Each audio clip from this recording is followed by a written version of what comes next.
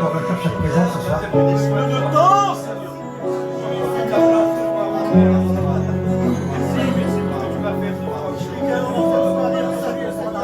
Oiseau de lumière s'est posé sur lui. Et toi t'essaies de t'en emparer. Sans lui tu ne peux rien changer, ni ta vie, ni ton cœur, mais laisse-le entrer.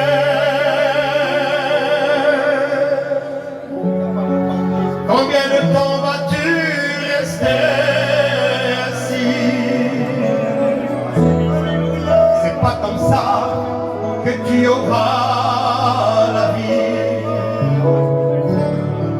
Sans lui tu ne peux rien changer, ni ta vie, ni ton cœur, mais laisse-le entrer.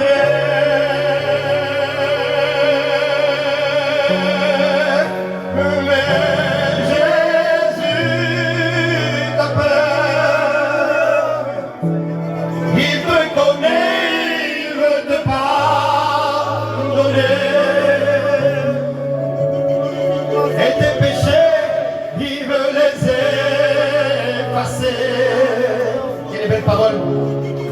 Est-ce que tu veux qu'il vienne t'aider?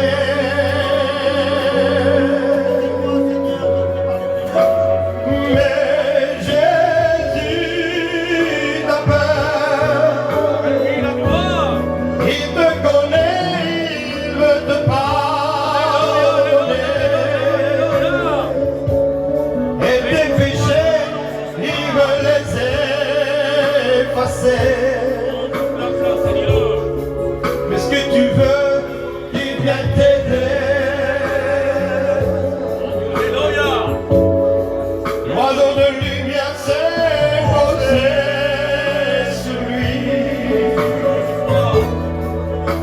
T'essaies de t'en emparer. Sans lui tu ne peux rien changer, ni ta vie, ni ton cœur, mais laisse-le entrer. Combien de temps vas-tu rester ainsi? Pas comme ça que tu auras la vie. Sans lui tu ne peux rien changer, ni ta vie, ni ton cœur, ensemble, mais laisse-le entrer.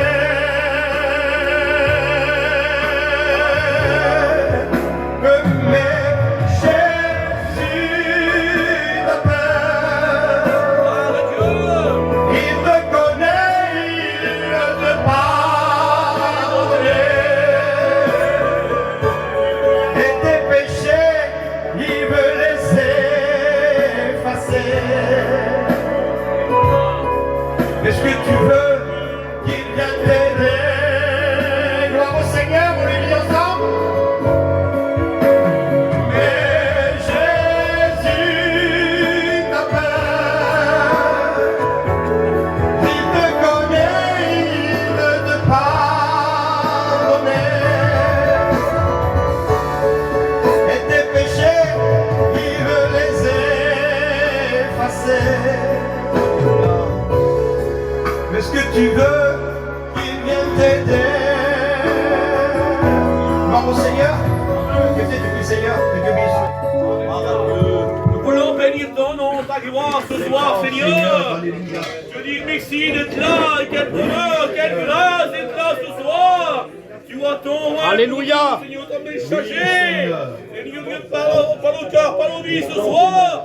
Touche les cœurs à salut, venez descendre ta gloire. Merci pour ton Saint-Esprit qui est là. La gloire lui revient. Oh, toute la place, Père adorable. Merci, Fils Tu de es Dieu. présent, Seigneur, alléluia. Amen. Son plan, alléluia, Dieu a pensé à toi. Amen. Il est marqué dans le livre des Romains. Avant de prier le Seigneur, j'aimerais faire une introduction ce soir. j'aimerais que ce texte de la parole de Dieu soit le tremplin, alléluia, afin que Dieu, par le moyen du Saint-Esprit, puisse nous faire comprendre sa parole, alléluia. Il est marqué dans le livre des Romains, pour celui qui a la parole de Dieu, si vous n'avez pas de Bible, pour celui qui est venu pour nos amis, eh bien on fera une joie de vous en procurer une et de vous l'offrir gratuitement. Vous pourriez lire ce texte de la parole de Dieu, Romains 10 et verset 13. Tous ceux qui feront appel au Seigneur Jésus seront sauvés. Alléluia. Et quiconque invoquera le nom du Seigneur sera sauvé. Gloire à Dieu. C'est merveilleux la parole de Dieu. Vous savez, on dit souvent, c'est un slogan qui est bien souvent repris par les hommes de l'humanité entière. On l'a souvent écouté. Et puis on dit souvent que toutes les religions se valent. Et puis on le dit, ça on l'a écouté. Mais à une seule condition, pourvu qu'on les pratique, c'est vrai. Oui, peut-être, c'est vrai. Mais aucune ne peut vous ouvrir la porte du ciel. La seule qui peut vous ouvrir la porte du ciel, c'est Jésus-Christ. Alléluia. Et puis il y avait un homme dans la parole de Dieu, un jeune homme. On l'appelle le jeune homme riche. Marc 10 et verset 17.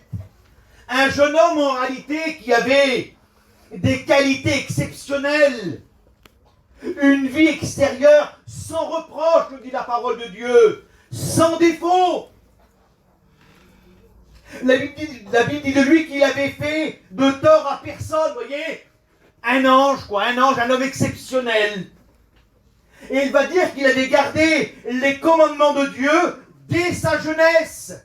Dès sa jeunesse, il avait été enseigné, et puis il avait observé les commandements de la parole de Dieu. Vous êtes comme toi ce soir. Tu as été enseigné dans un foyer chrétien. Tu connais la mission depuis des années. Tu as assisté aux réunions et tu sais que c'est la vérité. Comme cet homme de la Bible. Et pourtant, mes amis, frères et sœurs, j'aimerais que vous ouvrez les oreilles de votre cœur ce soir. Pourtant, cet homme qui était exemplaire, un homme exceptionnel, c'est vrai. Et pourtant, cet homme, à un moment donné de sa vie, il va s'écrier. Cet homme était inquiet, il était tourmenté. Cet homme était anxieux au sujet de son âme. Alors cet homme va crier à Dieu, il va dire, mais que dois-je faire de bon pour hériter la vie éternelle? Alors j'aimerais que cette question, tu te la poses ce soir, mais que dois-je faire de bon pour hériter la vie éternelle? Alors j'aimerais qu'on prie le Seigneur quelques instants. Gloire au Seigneur. J'ai pas eu une révélation particulière, non.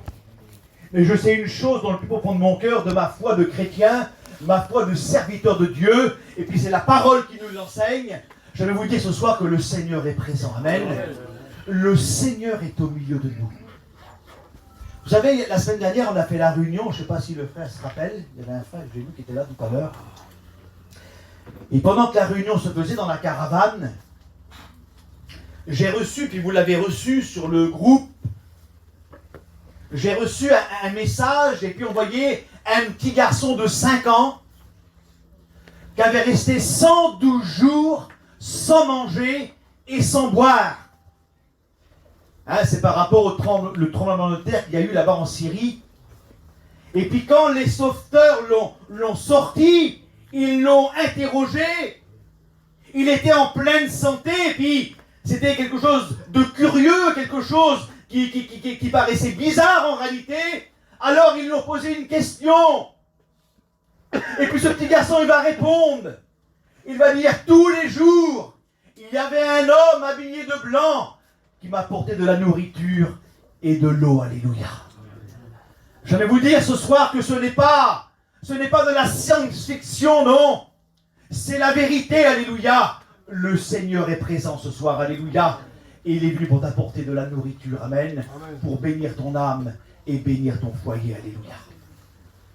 Et puis j'ai médité la parole du Seigneur tout à l'heure, je regardais, et puis je me suis arrêté dans le livre de l'Exode, et puis je lisais l'histoire de Moïse, hein, une histoire qu'on connaît, hein, tous les miracles que Dieu va faire à travers les mains de Moïse. Et puis à un moment donné, les magiciens de Pharaon vont être là, vous pourrez lire ce texte dans Exode 8 et verset 15. Et puis les magiciens vont être là, ils vont être un petit peu déboussolés en réalité. Ils n'arrivent pas à comprendre les miracles que Dieu faisait par rapport à la main de Moïse. Et puis ils vont dire ce mot-là. Et puis ça m'a interpellé, puis j'ai monté un message tout à l'heure à travers ce mot-là. Vous savez ce que les magiciens vont dire par rapport aux miracles que Moïse faisait, par rapport à la puissance de Dieu que Dieu exerçait à travers la main de Moïse? Ils vont aller vers Pharaon, ils vont lui dire, mais on ne peut pas lutter en réalité. On ne peut pas lutter avec Moïse. Ils vont dire ce mot-là. C'est par le doigt de Dieu, alléluia, que Moïse fait ses miracles, alléluia, amen.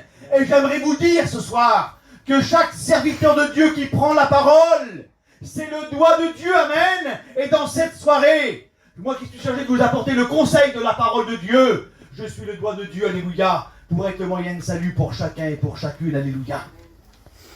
Il y avait un jour dans une réunion de prière, un prédicateur qui répétait à plusieurs fois et chaque fois avec plus de passion, plus de ferveur et plus de zèle. Et puis sa prière à lui, elle était toute simple, elle était « Seigneur, touche les pécheurs avec ton doigt, alléluia.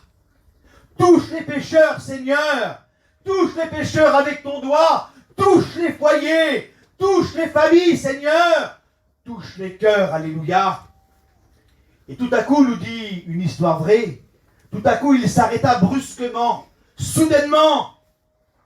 Alors on lui demanda s'il avait fait un malaise, s'il ne se sentait pas bien. Il va dire non, tout va bien.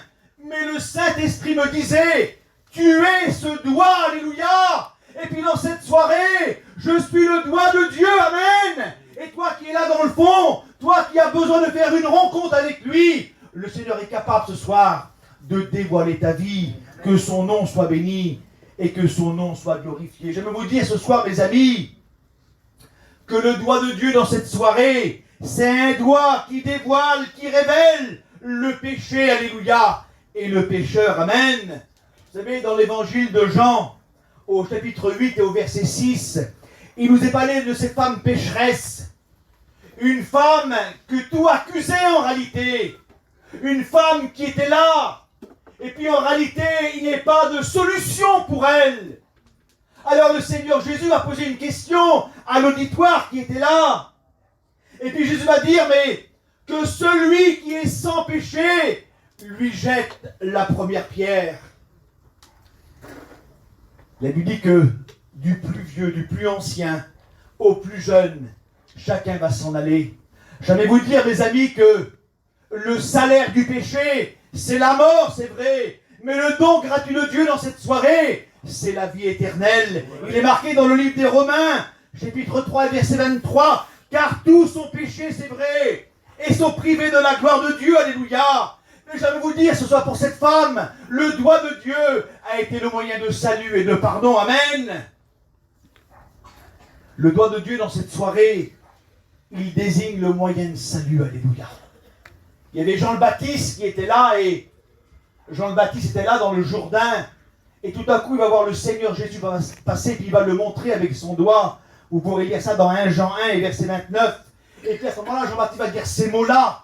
Quelle importance, alléluia. Les disciples étaient là, le peuple était là. Et puis quand Jean-Baptiste va voir Jésus, il va dire, voici, il va le montrer du doigt, alléluia. Voici l'agneau de Dieu qui ôte le péché du monde, alléluia. J'aimerais te dire ce soir que l'agneau de Dieu est au milieu de nous, alléluia. Le Fils de Dieu, le bien-aimé de Dieu, celui qui a donné sa vie, alléluia. Celui qui a été crucifié, celui qui a été meurtri, celui qui a souffert à la croix, celui qui a été élevé sur la croix, alléluia. Dans cette soirée, il est présent. Il s'est dérangé de son ciel de gloire. Que son nom soit béni et que son nom soit glorifié. Il est marqué dans 1 Timothée 2 et verset 5. Et ça, j'aimerais vous le rappeler, frères et sœurs et amis. Il y a un seul médiateur, alléluia, entre Dieu et les hommes. Il s'appelle Jésus-Christ, amen. Que son nom soit béni et que son nom soit glorifié. Le doigt de Dieu ce soir, alléluia, c'est le doigt du miracle, amen. C'est le doigt du miracle, alléluia. dans Marc 7 et verset 32. C'est le doigt du miracle pour guérir un sourd et muet, un homme qui avait un problème, un homme qui avait une difficulté, un homme en réalité où rien n'allait dans son foyer. Mais le doigt de Dieu a été le moyen de miracle et de salut pour cet homme. Gloire à Dieu. Il nous est dit que Jésus va faire quelque chose. Et puis, est-ce que tu veux ce soir que Jésus fait quelque chose pour ton foyer, pour ta vie à toi personnellement? Ne regarde pas les autres ce soir. La réunion, elle est pour toi, alléluia. Le Seigneur a pensé à toi, amen. Comme à cet homme qui était là, cet homme qui avait un problème, cet homme qui avait une difficulté. Et puis le Seigneur Jésus va faire quelque chose. Vous savez, nos réunions, ce n'est pas des réunions faites en vain. Ce soir, dans la ville de Rennes, je vois qu'il y a 3 ou 4 réunions qui se font, voyez. Vous savez, si on fait les réunions là, ce n'est pas pour avoir des réunions de plus, non. J'aimais vous le rappeler, puis j'ai ce mot sur mon cœur. Il reste peu de temps, alléluia. Et puis le doigt de Dieu ce soir voudrait faire le miracle dans ta vie. Le Fils de Dieu voudrait opérer un miracle dans ta vie, alléluia. Est-ce que tu le veux ce soir, amen? Alors le Seigneur va faire quelque chose. Vous savez ce qu'il va faire le Seigneur?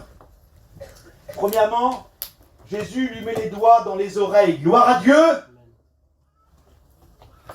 Deuxièmement, il lui touche la langue. C'est un sourd et muet. Il lui touche la langue. Il lui met les doigts dans les oreilles.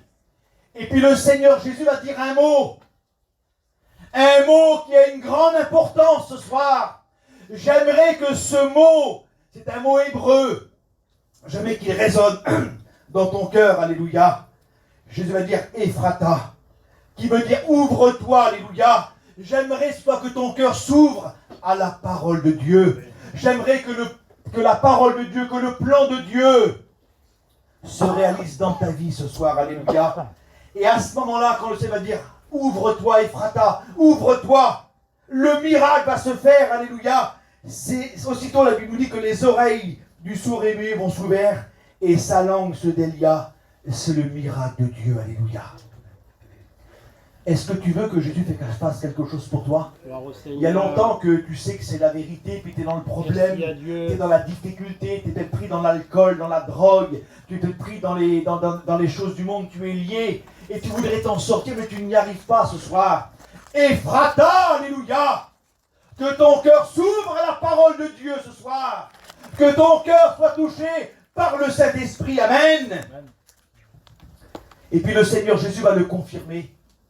Il va dire dans l'évangile de Luc, au chapitre 11 et au verset 20, c'est les paroles de Jésus, c'est les paroles du Maître ce soir, alléluia. Jésus va le confirmer, il dira, c'est par le doigt de Dieu que je fais ces miracles, alléluia. C'est par le doigt de Dieu ce soir, le Fils de Dieu, le bras droit de Dieu ce soir, alléluia, est au milieu de nous, amen. Et voudrait te toucher à toi personnellement. Amen. Je sais que devant, il y a pas mal de frères qui sont chrétiens, des sœurs qui sont là. Moi, je ne connais pas toute l'assemblée ce soir, mais tu es venu à la réunion et je bénis Dieu. Alléluia. Amen. Ce soir, est-ce que tu voudrais faire une expérience avec toi? Je le dis, je l'ai sur mon cœur, c'est le mot que Dieu a mis sur mon cœur. Il reste peu de temps. Le Seigneur a dit ces mots, il faut racheter le temps, les temps sont courts, les temps qui sont devant nous sont très mauvais. Il reste peu de temps, mes amis. Demain, il sera peut-être trop tard. Ce soir, si tu entends sa voix, n'endurcis pas ton cœur. Alléluia. Et puis j'aimerais vous dire ce soir, et j'aimerais m'adresser aussi à ceux qui ont délaissé les choses de Dieu. On appelle cela dans notre langage un rétrograde. Quelqu'un qui est parti, quelqu'un qui s'est éloigné de la présence de Dieu. Quelqu'un qui n'est plus sûr de son salut en réalité. Quelqu'un qui a retombé dans les choses du monde. Eh bien, j'aime vous dire ce soir que le doigt de Dieu, c'est le doigt qui parle au rétrograde ce soir. Alléluia. Amen. Celui qui s'est éloigné, celui qui a délaissé les choses de Dieu. Écoute ce texte de la parole de Dieu. Il est marqué dans le livre d'Ésaïe, au chapitre 49 et au verset 22. Et puis c'est pour toi ce soir. Ne dis pas c'est pour un autre, non c'est pour toi. Tu es venu à la réunion, c'est ta soirée à toi, alléluia. Il nous est dit comme ça, ainsi parle le Seigneur, amen. Dieu te parle ce soir, alléluia. Dieu te dit à toi personnellement, je lèverai ma main vers les nations, alléluia, vers le peuple, alléluia. Je dresserai ma bannière, mon drapeau, vers tous les peuples, gloire à Dieu. Et ils ramèneront tes fils entre leurs bras. Ils porteront leurs filles sur leurs épaules, alléluia. Dieu te ramène ce soir, alléluia. Tu t'es éloigné, tu es parti de la maison du Seigneur. Dieu te parle, alléluia, à travers son doigt ce soir, à travers la parole de Dieu. Dieu te voit ce soir, Dieu t'aime. Il ne te rejette pas, alléluia. Vous savez, il y a un exemple dans la parole de Dieu qui est bien connu par les serviteurs de Dieu, on le prêche souvent. C'est l'histoire, et j'aimerais le brosser en quelques instants. C'est l'histoire du fils prodigue. Luc 15 et verset 11. Et puis, ce jeune garçon-là, un jour, il va quitter la maison du Père, vous vous rendez compte? Il va quitter la maison du Père. Et puis, vous savez, quand on regarde la signification du mot prodigue, ça veut dire dépensier. Ça veut dire gaspilleur. Il a gaspillé les bontés de Dieu.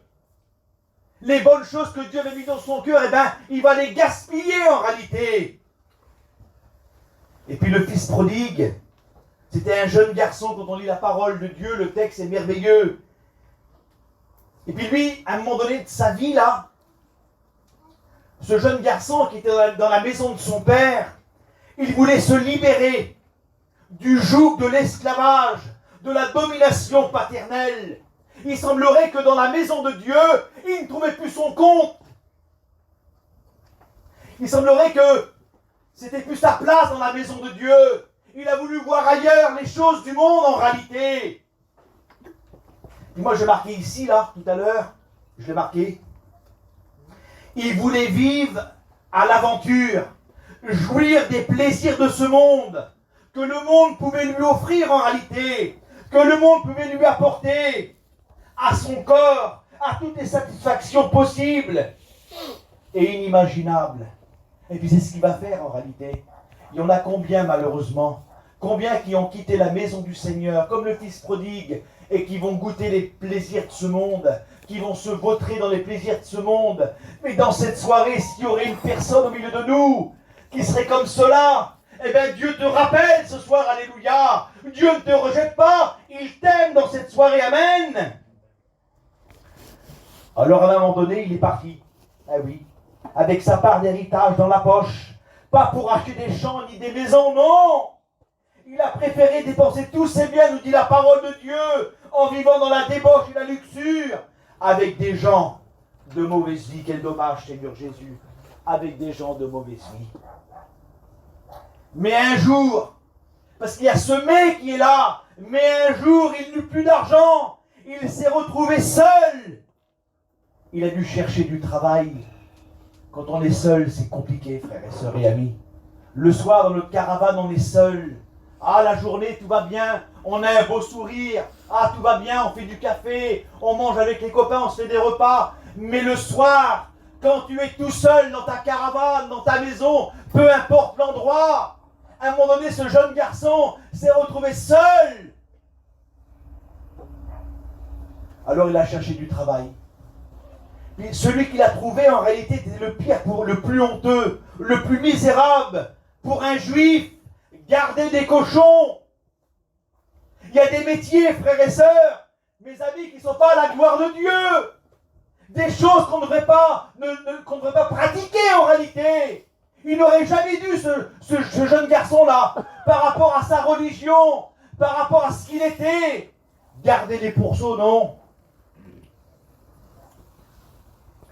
J'aimerais te dire ce soir, peu importe, moi j'ai mis l'extrême. Pour un juif, garder des pourceaux, c'est l'extrême.